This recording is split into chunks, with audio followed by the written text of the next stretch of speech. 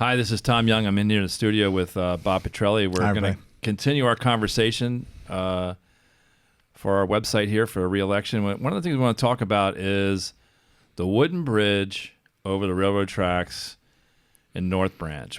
Bob, what's going on with that? Well, the first problem is it's not a wooden bridge. If it were, you could fix wooden bridges with ease. It's actually a cast iron bridge. And it wasn't, apparently wasn't fabricated. In other words, it's not made of 50 parts. It wasn't made out of Legos, right? It was cast as one complete unit. And after about 133 years, the Department of Transportation told us in an emergency way, or an emergent way, I should say, that it's lost its ductility. What the hell does that mean? It won't deflect anymore. It'll snap. Yeah. So they rang the bell. And just to take a step back from that. So why'd they ring the bell? Well, so just a little interesting factoid. This is going to be, you probably didn't know this about me. We know each other. I taught some metallurgy when I was at engineering school at Rutgers. And actually, you can see what happens with metal when you have stress reversals. Mm-hmm. So every stress reversal you have, when you hit, depends on the metal and the actual alloy, but if you hit like a million stress reversals, it becomes brittle. So try it with a paper clip. You can bend a paper clip back and you can bend it this way. Do it 15 or 20 times. It'll snap at the point of bending and it becomes actually brittle. So it actually snaps because what you're doing is you're changing the crystalline structure of the metal underneath it. And that happened with this bridge. And I knew that mechanical engineering degree of mine would come in handy one day. There you go. So there it is. So a couple nerds running for re-election. There you go. So we knew the bridge was an issue. We knew the bridge was an issue for many years. So we kept pushing the county, New Jersey Transit, and the state for help because it's been classified, and it's their term, not ours. It's an orphan bridge. So I think in the early 80s, somebody decided in a smart way, everybody's got to own a bridge, or in other words, a bridge needs ownership. So you could imagine after 133 years, who owns that? Do we own that? Do you own that? So New Jersey State, the legislature, assigned for every bridge an owner. And their obligation, and in this case New Jersey Transit, is to maintain it. Maintain it does not necessarily mean provide a full replacement. It's maintenance. One way to maintain a bridge is to close it. So that was our fear, as you know, for years, that sooner or later this bridge is going to get into a state of disrepair, that New Jersey Transit would say, close it. Right. Why? Well, as you well know, the new bridge is going to cost $7.5 million for a new bridge plus associated work around the bridge for our roads. So we put pressure on those agencies to kind of meet with us and talk with us and try to get the ball rolling for what it is we're going to do. And New Jersey Department of Transportation was kind enough to have a meeting with us, and Senator Bateman helped us arrange that. And the mayor and I went down to go talk to them about our bridge. Well, got scheduled. I guess they read some of the safety reports about the bridge, and it was immediately declared an emergency situation, shut it down. Yeah. So as you know. So one of the criticisms that we get is, well, you should have known about this for a long time. We did know about it for a long time. The issue is, my observation is the government, us included, by the way, I'm not signaling out the state, not really good at solving prospective problems. So we say, hey, there's going to be a problem in 2 years. Good luck trying to get action on it. When the problem shows up, it's all hands on deck. And that's kind of what happened with this bridge. I mean, we know for years that thing is going to be replaced. And we're sitting with a situation where we don't do bridge engineering as a town. That's a county function or it's a state function. Bridge engineering is a specialty. It's extremely expensive to build bridges. And because this was an orphan bridge, as you described, nobody wants to pony up the money. Transit doesn't have the money. DOT, State Transportation Fund, is tapped 9 ways from Sunday. So there's not a lot of money sitting around looking for capital projects. So until there was a crisis, this problem was not solved. And it creates a short-term issue around traffic. And, we adjusted to that. It feels like we're, it feels like we're at a stasis level where things Yeah. are okay now, but it wasn't without feeling out exactly how we should handle this. And at some level, frankly, the crisis that we had with the short-term traffic rerouting created what I'll call a very quick partnership with the state DOT. And by the way, I was surprised at how fast it was resolved. We've said it in public. It's a gift. Yeah. Because as I mentioned earlier, there's an easy solution to this. Take it down. Right. Build nothing new. And that costs probably $1 million just to do, but that's the easiest solution. And we met with the commissioner, and they've done their studies that show that during a busy hour, that bridge, remember it's a single lane bridge as it stands now, had 200 vehicles per hour in its busy hour.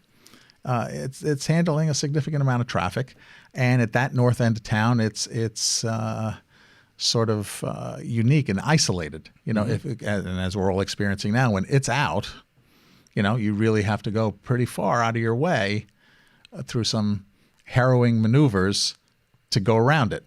And if you're a semi truck that wasn't supposed to be driving on the bridge at all, right? You're now a resident trying to get onto those roads where the semis are driving, and traffic's even more difficult. So to get back to the commissioner, who did us a very good turn, we're very grateful. We're now, as we speak, I think, demoing the bridge. That's getting worked on today.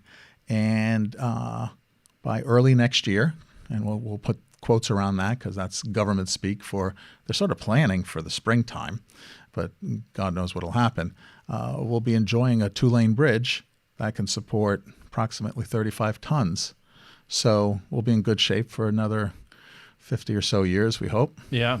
Well, again, all these issues, again, I go back to we're going to solve a crisis, and this one got resolved much better to my satisfaction. I never thought the state would pony up the money. I thought they were going to make matching funds, and we were going to get locked into a budget battle. But, I agree. The state commissioner and the legislature, this is the situation where we normally don't get treated well as a municipality. We got treated fantastically through this. Yeah, we're grateful. And we're very grateful for what's happening here and how fast, and the fact that they're willing to pay for it.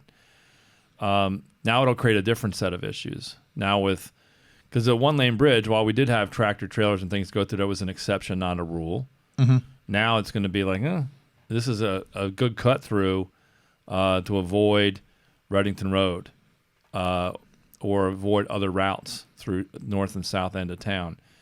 So our roads aren't really designed. The bridge might be designed for 36 tons, but the roads are not. And we're going to limit those roads. So Right. the 2 roads adjoining the bridge will be limited in tonnage to, I think, 4 tons. But as we've experienced with the wooden bridge, I think we've had 7 or 8 signs on each side of the bridge warning truckers not to go over it. And no one read the signs. It was almost a waste of money to put the signs up there. So we're going to, try to limit the size of the trucks through signage, but also maybe some sort of barricade or I'll call it some archway that will stop semis from going through. But even there, we need to be careful because you do want it available for hook and ladder trucks to come through that way and emergency vehicles. But But this is probably a good news outcome here. It's a good news outcome. We certainly, can appreciate the residents that are getting now, traffic rerouted through their neighborhoods. That should stop in the springtime. But the bridge is out. Yeah. What are we going to do? We bought some traffic counters so that we could get some data on time of day, peak loads, speed, direction of travel. And we put those out in town on like Miller Avenue, Central Place, through Birdland, where some of the rerouting is going through. Now we're trying to direct most of the bulk of the traffic onto the major roads. But, people have navigation systems that are going to do what they want. And, we tried to come up with some creative solutions. And the state DOT basically said, well, you really can't turn roads into private roads or limit public access to these roads. So we got rolled back a little bit, which is I understand that. So people don't like that, but I think we've gotten to a point now. At the end of September here, this was a bit of a crisis, and a few months ago when I think it was like 60, 90 days ago this happened. Yeah. It was a crisis for about 30 days, 45 days, and now I think we're into what I'll call a stasis while we wait for this new bridge to be in place, which should be in less than a year. Correct. So government doesn't always do everything to everyone's satisfaction, but this one exceeded my expectations for sure. And I look forward to this new bridge, and then we'll deal with the problems that creates, and we'll figure that one out. And just like I think what's going to happen for most of the time, we can forecast a lot of future problems, but until they really become an issue, it's just not in the nature of state, local, county governments to solve those problems until they are right in front of us. Well, it's also difficult without citizen input. As we tried to reroute the traffic, I mean, the citizens alone had different viewpoints on what we should do or could do. Some we were allowed to do, some we weren't. You sort of pointed out the no through street thing. That's a gift from Leonia, right? They tried to fix folks cutting through certain local streets to get to the Holland Tunnel, and that caused more of a mess. So the Department of Transportation stepped into there and said that you can't make a public street a no-through street. That's a state power. So we sit here with a new bridge coming in, and we're very excited about that. But you're right.